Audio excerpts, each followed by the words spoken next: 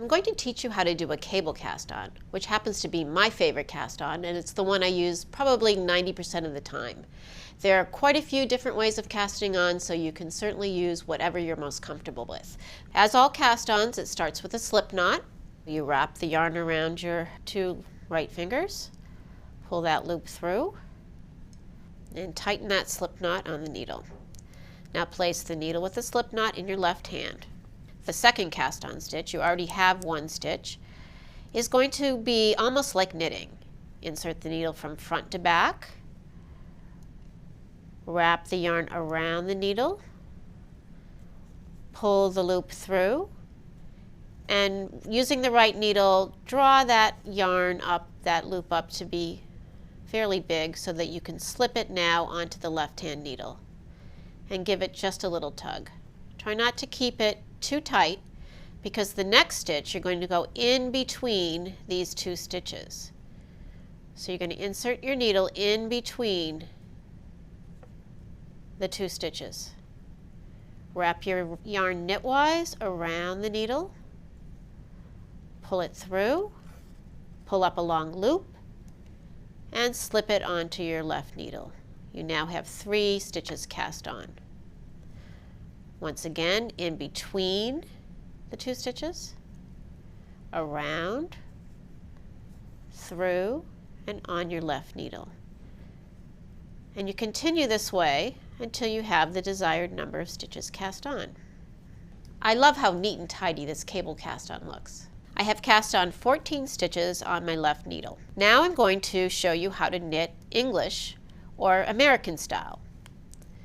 That just means that you're going to be holding the yarn in your right hand. And you can wrap the yarn around your fingers however you feel comfortable. Everyone seems to have their own technique, whatever they feel good about. But the idea about wrapping it around your fingers gives you control of the yarn and controls your gauge or your tension, which means how tightly or loosely that you knit. You pick up the needle, that's the empty needle, insert it knitwise from front to back into the first stitch on the left hand needle. I'm going to wrap the yarn around, under, over the needle, bring it through. Now you're going to drop that stitch off the left hand needle. You can use your left finger to kick it off there. Insert your needle into the next stitch, front to back, go under and around the right needle, bring that loop through, and drop it off the left needle. So what you're doing is you're transferring the stitches from the left needle to the right needle.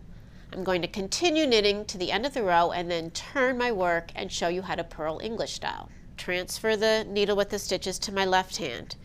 Just make sure that you keep that tail end out of the way. Purling is just the opposite of knitting. Where normally your yarn is in the back when you're knitting, it's in the front when you're purling. You're going to take the empty needle and you're going to come in the opposite direction from the back to the front into the first stitch on the needle. You might have to hold that right needle with your left thumb to hold it in place for a minute. You're going to wrap the yarn now over the top and around that right needle. Pull that stitch through. Drop the stitch off the left needle.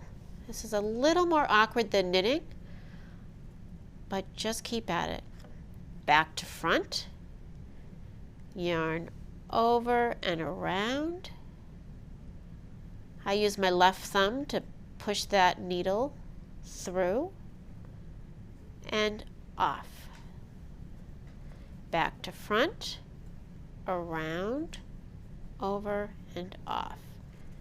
Front, around, over and off. Believe me, when you get going, you're really going to have fun. It's so soothing and relaxing. Oops, I split a stitch there, so just be careful. That's another thing to remember, that sometimes you can go into the middle of the yarn like I did just there, so let's take that off, do it again. Make sure you get the whole piece of yarn around and off. I'm going to purl to the end of the row, and then I'm going to show you how to knit and purl in the continental method. So I'm going to transfer those stitches back to my left hand, and because I'm going to be holding the yarn in my left hand, I'm going to move the ball over here. Pick up the empty needle, find a way to hold the yarn with my left hand. We're starting with the knit row. Insert the needle from front to back. This is also called picking because you're actually kind of picking up the stitch with that needle. Bring it through and off. Insert the needle front to back, grab that yarn with the needle. I like to hold it with my right hand, pull it through and off. Insert front to back, around and off. I like to teach left-handed people the continental version because holding the yarn in their left hand is a little more comfortable for them. I myself am right-handed, so I prefer the English or the American method. To purl using the continental method, again, the yarn is in your left hand. Insert the right needle from back to front, wrap the yarn around the needle, draw it through to the back and off. Into the next stitch, wrap your yarn around, pull it through and off. Back to front, wrap it around, pull it through and off. Back to front, wrap it around, pull it through and off. And again, you can hold that yarn, you'll find your comfort zone. Just keep trying. There is no wrong way to do it. I'm going to purl all the way to the end of the row.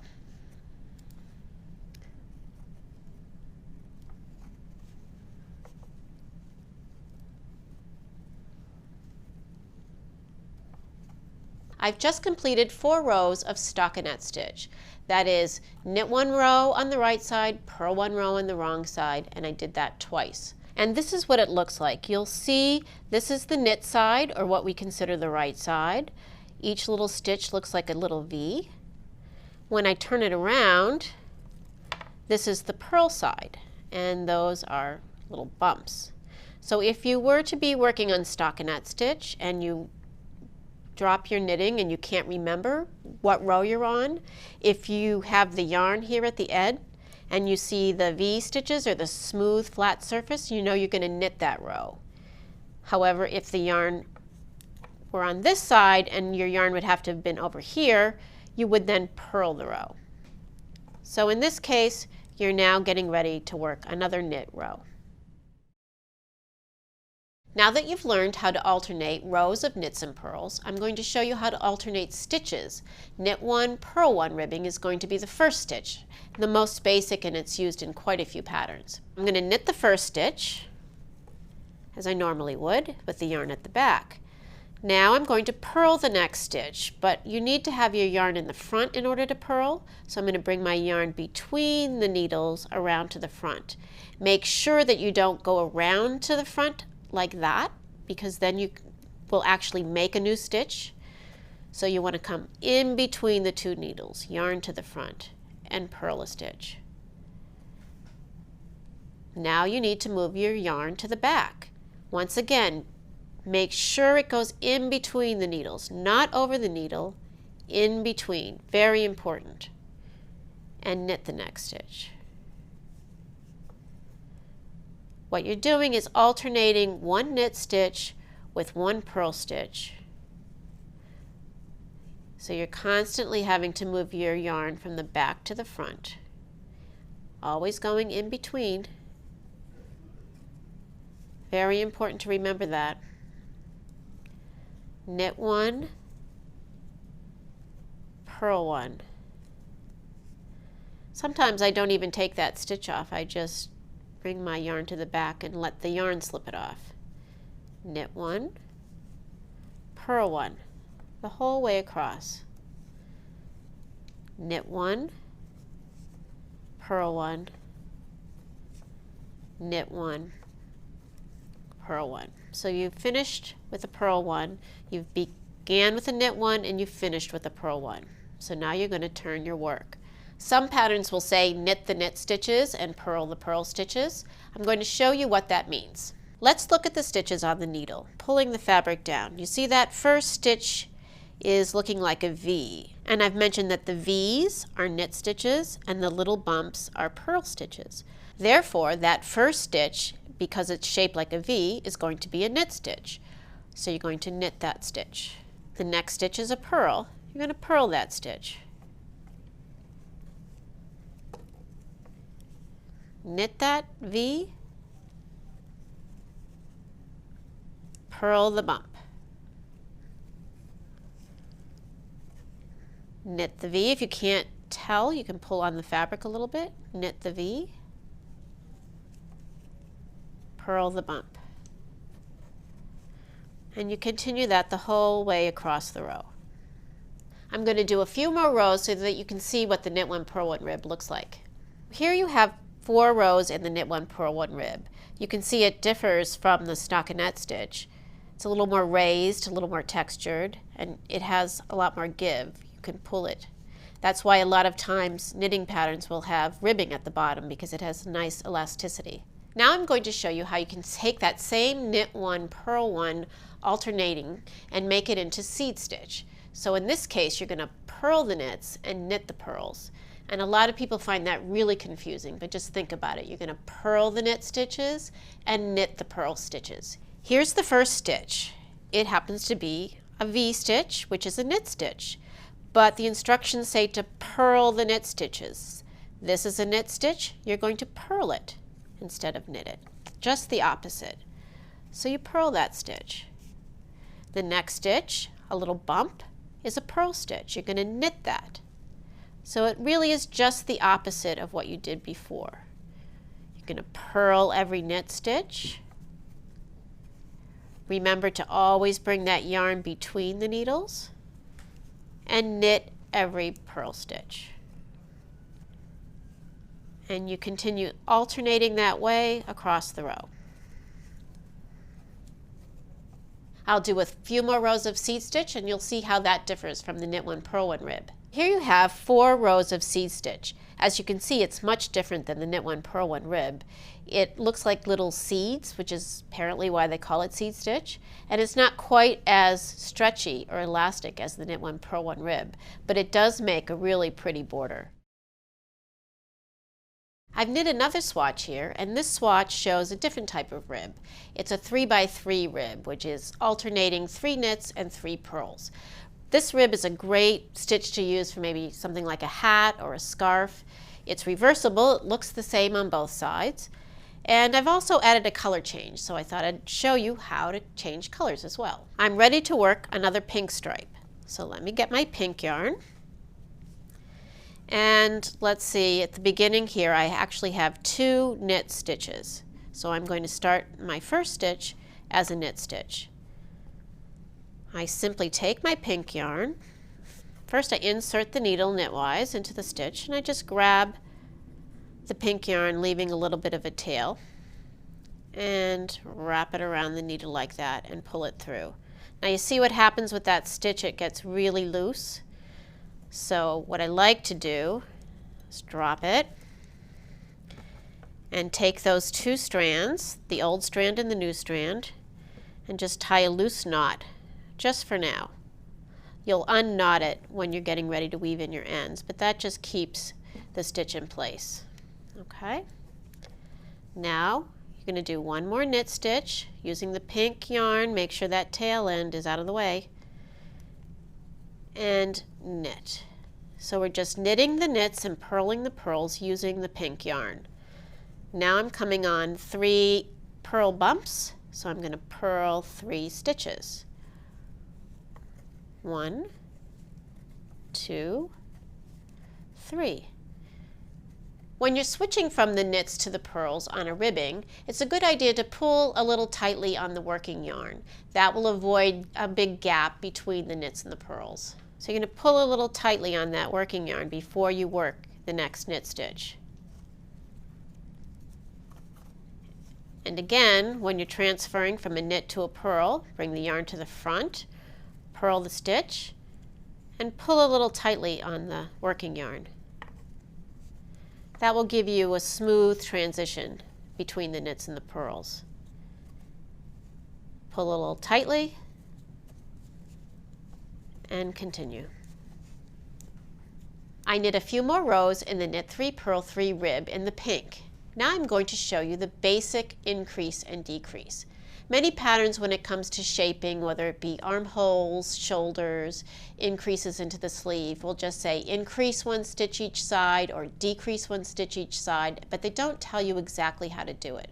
I'm going to show you the most basic way, and that one is knit into the front and back of stitch.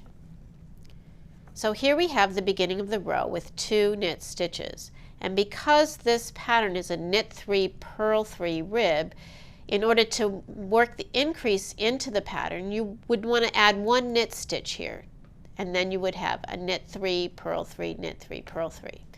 So I knit the first stitch, and I always work that increase 1 stitch in from the edge. It just makes it easier when you're seaming and a little bit neater.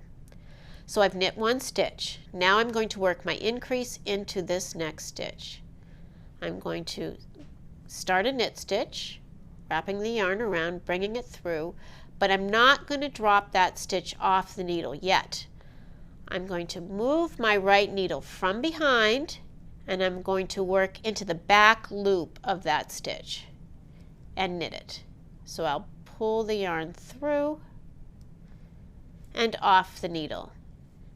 And there you have 2 stitches made out of 1. Then I would continue to the end of the row. I'm now at the end of the row, and as I said, I like to increase 1 stitch in from the edge, so I've knit to the last 2 stitches on the left-hand needle. It's this stitch here, the second stitch from the end, in which I'm going to increase. So I'll knit into the front, bring that needle around and knit into the back loop, pull it through and off, and knit the last stitch. So I have now increased 1 stitch each side of the row, and each of those stitches were increased as a knit stitch. So I'll now begin the row with a knit 3 and end with a knit 3. Just as you would increase at the beginning and end, many times you also have to decrease at the beginning and the end of a row. On this row, I'm going to show 2 basic decreases, a purl 2 together and a knit 2 together. Sometimes in the instructions they will tell you to decrease within the edge. So I'm going to work up to a set of knit stitches. Purl 3. Oops. Bring the yarn to the back. Now, the instructions will say knit 2 together, or K2 tog. So what you're going to do is take your right needle, skip that first stitch, insert it into the second stitch knitwise, and into the first stitch as well. So you have both of those loops under the needle. Wrap the yarn knitwise around the needle, pull the yarn through, and slip them off the left needle. And there you have a knit 2 together. Let's see what a purl 2 together is like. Now I'm at the next set of purl stitches. So bring the yarn to the front, and just as you did with the knit stitches, you're going to purl 2 stitches together, but this time you're going to start with the first stitch because you're coming from behind. So you insert that right needle from behind into the first stitch and into the second stitch. Make sure that yarn is in the front. Wrap it around purlwise, pull it through, and bring those 2 stitches off the needle. You have now decreased 1 knit stitch and 1 purl stitch. So where you had 3 knit stitches, you now only have 2. And where you had 3 purl stitches, you now have 2. So what happens when you drop a stitch? I'm going to show you how you can fix that pretty easily. Okay, so I'm knitting along and everything's fine, but oops, I come to a stitch and oh my gosh, I dropped it. You can see that it's fallen off and it's starting to unravel. Perhaps you didn't notice it the row before, and when you get to it, you see this awful thing looking here, this stitch that's dropped and these loops, and oh my gosh, what do you do? Well, you don't have to rip it all the way back. One could do that if you really wanted to, but it's a simple solution. All you need is a crochet hook about the size of the, or perhaps a little smaller, of the needle that you're using. I'm using a 7, and here this is a 7 crochet hook, so this should work just fine. So I want you to pull up that loop with your finger and insert it onto the hook like that. Even if you've never crocheted before, it really doesn't matter. The hook is just a tool. Think of this hook as another knitting needle.